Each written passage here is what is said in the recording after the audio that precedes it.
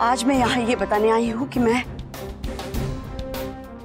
अदिति चौधरी हूँ, इस राज्य के भूतपूर्व मुख्यमंत्री केपी चौधरी की बेटी। और ये केशव ठकराल उनका हत्यारा है।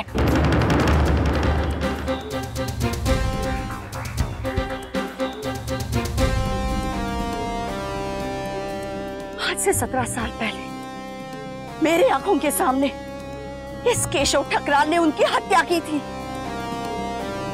खून किया था उनका। मेरे पिता का हत्यारा ये है, केशव चंद्र ठकराल।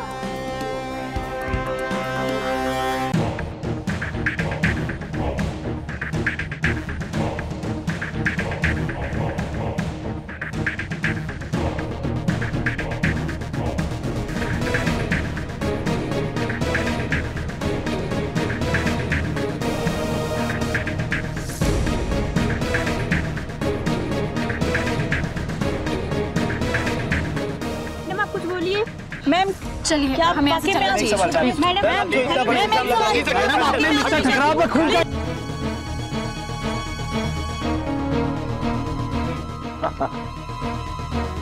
क्या सच में अदिति चौधरी है? आप इनको कैसे जानते हैं? अरे भाई, ये अदिति चौधरी उर्फ सुषमा राय, आप जो भी कहें, कि थोड़ी देर पहले हमारे ऊपर ये आरोप लगाया था इनके अपहरण का, लेकिन आप सबने देख लिया कि ये सभा में मौजूद थी यहाँ पे। अब इनके द्वारा लगाए गए बेबुनियाद आरोप का हम क्या जवाब दें? No comment. Sir, one more last question sir, please sir, last question. सब मिलते रहेंगे सर, आप पर जो इल्जाम लगाया क्या वो सच है? सर, आप पर जो इल्जाम लगाया क्या वो सच है? आज मैं यहाँ पूरे देश को ये बताने आई हूँ कि ठकराल साहब, इन्होंने न सिर्फ मेरा यौन शोषण किया, बल्कि ढेरों लोगों के साथ धोखाधड़ी, कईयों का अपहरण और खून भी किए हैं। आज की सबसे बड़ी खबर, जिसे सुनकर पूरा राज्य हिल गया, क्योंकि ठकराल के खिलाफ खुलेआम बयान दिया है पूर्व मुख्यमंत्री की बेटी ने। रचना को मिली बड़ी जीत। अदिति चौधरी के वापस आने से ठकराल को लगा बड़ा धक्का। क्या ठकराल ही है पूर्व मुख्यमंत्री का हत्यारा? अदिति चौधरी नाम की इस महिला का कहना है हाँ। क्या सुषमा राय उर्फ अदिति चौधरी दे पाएंगे 17 साल पहले हुए हत्याकांड का सुराग? ये तो वक्त ही बताएगा, लेकिन फिलहाल गाजियाबाद में माहौल है तनाव। टीवी पर एक और खबर आ रही है। हमें देर हो रही है, थोड़ा जल्दी पहुंचना है।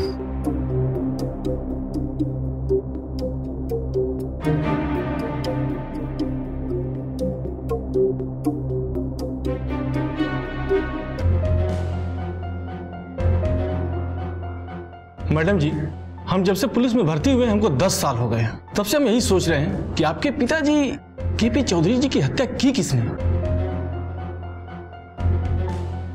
मतलब कि हमने पुरानी फाइलें देख ली। अब तो आपको पता चल गया ना। आज से आपको मेरा पूरा सहयोग मिलेगा। आप ठीक से जांच पड़ताल कीजिए। मेरे पिताजी, मेरी बहन और मेरे बहनोई की भी हत्या की। और उम्मीद है इस केस को पुलिस रफा दफा नहीं करेगी, जैसे हमारे केस को करती आई है कई बार। नहीं सर, ऐसा कुछ नहीं होगा। इतना बड़ा मामला है।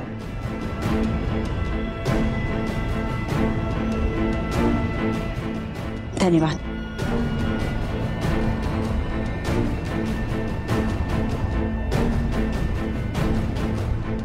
अब गया ठकराल, इस बार बड़े चक्कर में फंसेगा।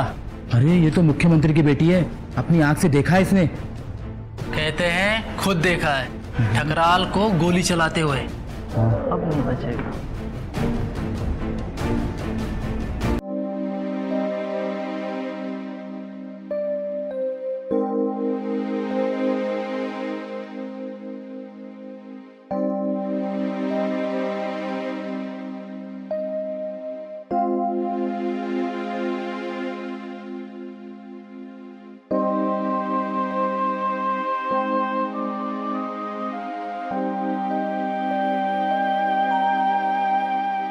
कैसे हो सिद्धार्थ?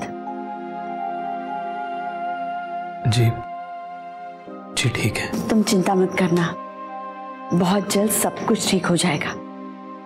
मैंने लिखित बयान दे दिया है कि घटना की रात मैं तुम्हारे साथ थी। अब बहुत जल्द पुलिस तुम्हें रिहा कर देगी।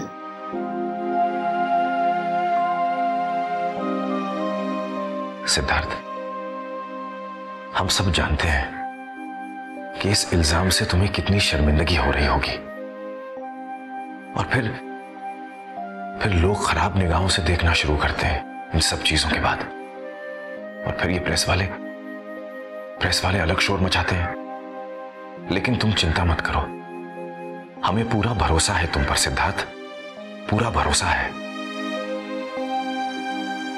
हाँ सिड, हम सारे शक दूर कर देंगे और सब लोगों तक सच पहुंचाना तो हमारा काम ही है ना। अदिति चौधरी जी, आपके 2 साइन बाकी रह गए और वो 2 विटनेस के भी साइन चाहिए। आती हूँ। जी, विटनेस के लिए मैं और अनु चलते हैं। अनु चलो।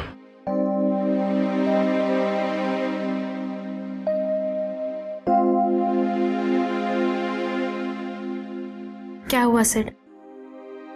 तुम उस रात के बाद से बहुत शांत हो। मैं समझ सकती हूँ, इतने बड़े झूठे इल्जाम के बाद तुम्हें बहुत बड़ा झटका लगा है, लेकिन पता नहीं क्यों मुझे ऐसा लग रहा है कि कोई और बात भी है जो तुम नहीं बता रहे हो। यदि तुमने ज्यादा बिलखने की कोशिश की तो हम तुम्हारा असली कसूर अखबारों में छपवा देंगे। सिड, मैं तुम्हारी आंखों में दर्द देख सकती हूँ।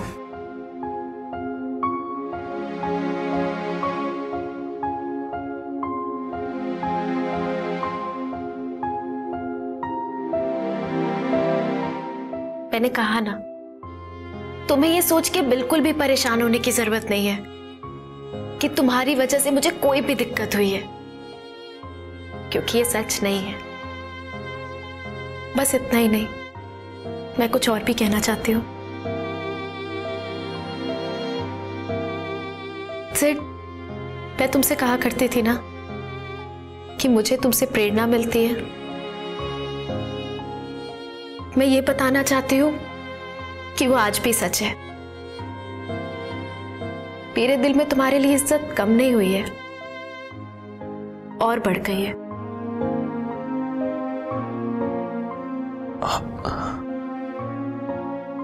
रचना, आप नहीं जानती कि हम कितने। सिर्फ कुछ कहने की जरूरत नहीं है। तुम्हें अब कभी भी अपनी सफाई नहीं देनी पड़ेगी। मैं तुम पे अब कभी शक नहीं करूंगी।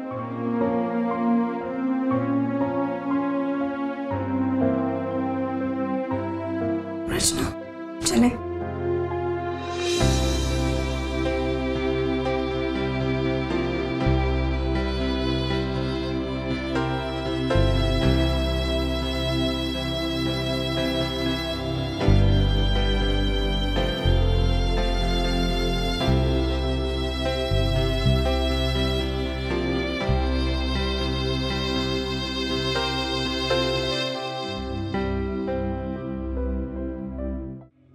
देखिए, मैंने अपना बयान दे दिया है।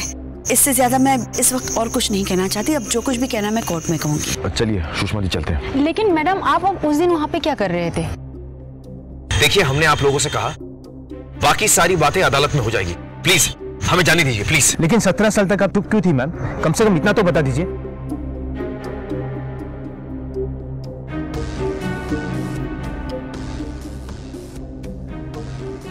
17 साल इंतजार किया है, कुछ देर और कर दीजिए।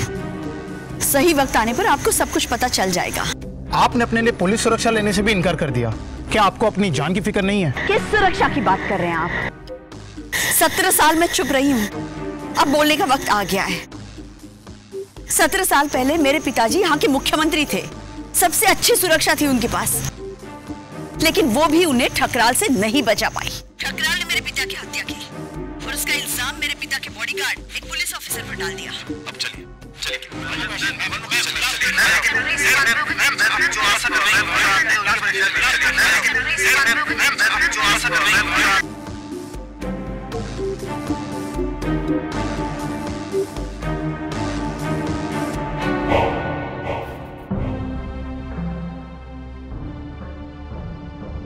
ताऊ साहब, रास्ते में लेकिन यहाँ कैसे रास्ते में? हमें कुछ फर्क नहीं पड़ता, प्यार से करो या धार से करो, बच्चा सिंह को खत्म करो जल्दी।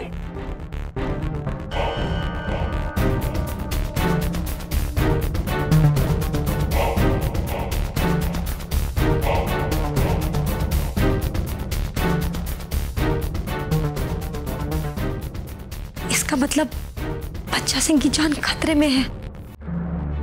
ठीक है कि सुषमा जी को पुलिस प्रोटेक्शन की जरूरत नहीं है, लेकिन यूं एकदम अकेले अकेले रहना, वो हम में से किसी के भी घर रह सकती थी, अकेले रहना तो बड़ा खतरा होगा। मुझे नहीं लगता अब ज्यादा खतरा है। जितना हंगामा हो गया है ना, उसके बाद तो मुझे लगता है कि ठकराल अब उसे हाथ लगाने की कोशिश भी नहीं करेगा। बिल्कुल ठीक बोल रहे हो अमर, तानाशाही की भी कोई हद होती है। अब तो वो हिल गया होगा। कम से कम अब पूरी दुनिया इस मामले के बारे में बात तो कर रही है, वरना पहले तो लोग दूर से ही नमस्ते कर देते थे। पता है, पहली बार पुलिस स्टेशन में किसी ने हमारे साथ सलीके से बात की है। ये तो भगवान का लाख लाख शुक्र है कि सुषमा जी हमें मिल गई। बहुत हिम्मत दिखाई है उन्होंने। बस अब तो भगवान रक्षा करे। अब उसे फांसी होगी, है ना? 17 साल पहले मेरे पिताजी यहाँ के मुख्यमंत्री थे, सबसे अच्छी सुरक्षा थी उनके पास, लेकिन वो भी उन्हें ठकराल से नहीं बचा पाई। दोनों ने गोली चलाई, लेकिन बॉडीगार्ड का निशाना चूक गया और हमलावर की गोली सीधे मेरे पिताजी के सीने में। जान बचाई है उन्होंने हमारी, उनका कर्ज है हम पर। रचना, क्या हुआ? किस दुनिया में? मैं ये सोच रही हूँ कि हमने ये कभी हिसाब क्यों नहीं लगाया। 17 साल पहले ठकराल ने जिस पुलिस वाले पे मुख्यमंत्री को मारने का इल्जाम डाला था, वो बच्चा सिंह भी हो सकता है।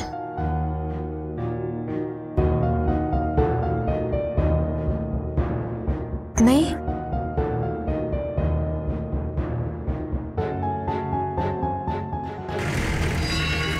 ये अंधेरे में कहाँ जा रहे हो? है? ये रास्ता भी ठीक नहीं है, जाना कहाँ है? चलो बाहर आओ।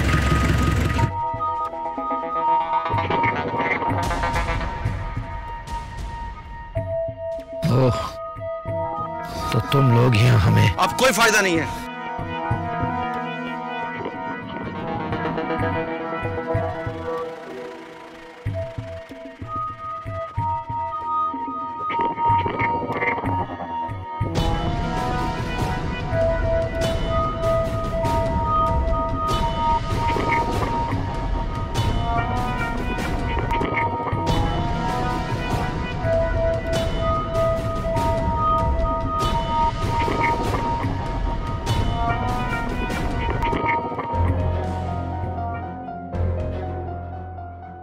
कांप रहा है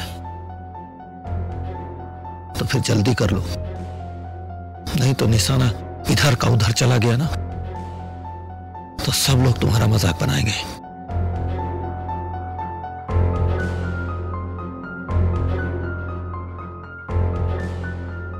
बोलो मत, एकदम चुप।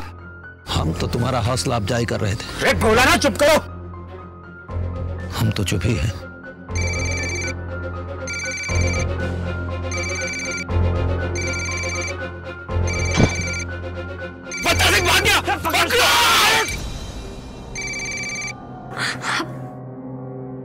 जानवी को दवाई दी कि नहीं?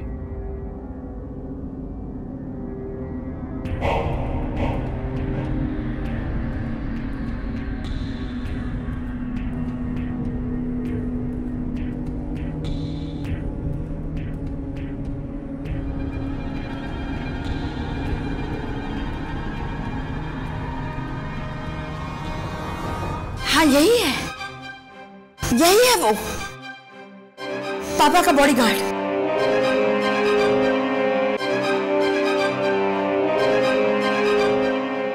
नाम याद नहीं है लेकिन शक्ल याद है, बिल्कुल साफ याद है।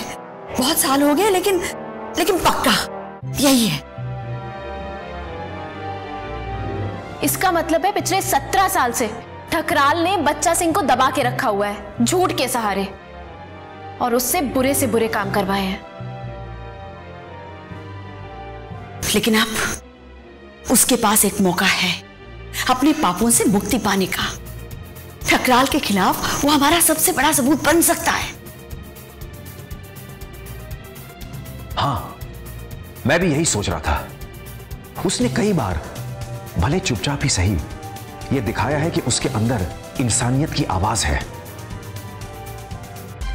हाँ, वही तो था जिसने उस दिन मुझे अंदर भेजा था रचना की मदद करने के लिए, ठकराल के फार्म हाउस पे। हाँ, और उसने मेरी भी मदद की थी जब हम घर छोड़कर भाग रहे थे। तब तो अगर वो सरकारी गवाह बन जाए और हमारे साथ मिल जाए तो फिर तो ठकराल का खेल खत्म।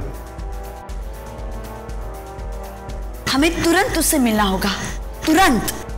मैं उसको फोन करती हूँ एक बार।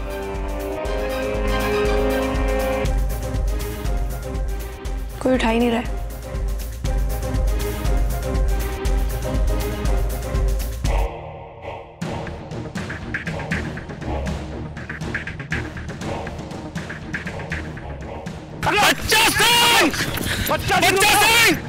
बच्चा सिंह रुक जाओ, वरना गोली मारूंगा बच्चा सिंह।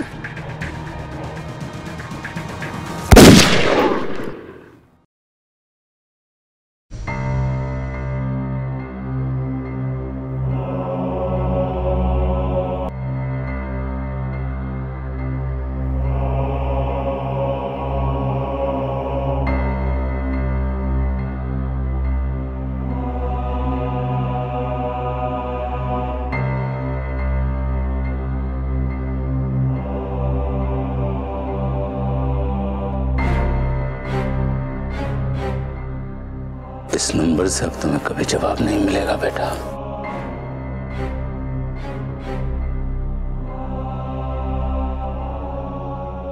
बच्चा सिंह मर गया। बहुत सेवा की थी उसने हमारी, लेकिन अंत में बदल गया। तुम आराम करो।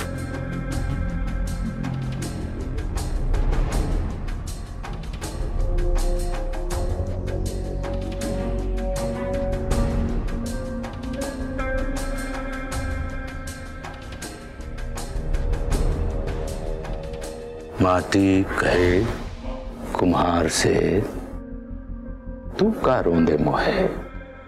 एक दिन ऐसा आएगा जब मैं रोंदूंगी तो है। तुम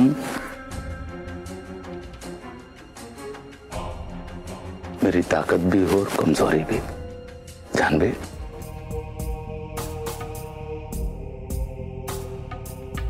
हर मौसम की एक रुत होती है। कभी छुपने का समय होता है और कभी सामने आके लड़ने का। भगवान कृष्ण तक को एक बार लड़ाई छोड़कर भागना पड़ा था, इसलिए उन्हें रणछोड़ भी कहते हैं।